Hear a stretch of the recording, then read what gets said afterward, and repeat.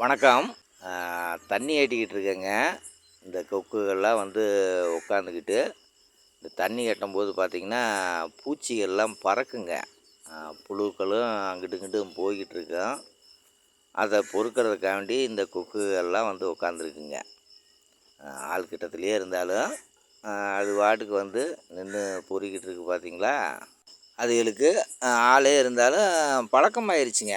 Daily தண்ணி கட்டிக்கிட்டு இருக்கிறதுனால கரெக்டாக தண்ணி கட்ட ஆரம்பிக்கும்போது வந்து உட்காந்துருங்குங்க.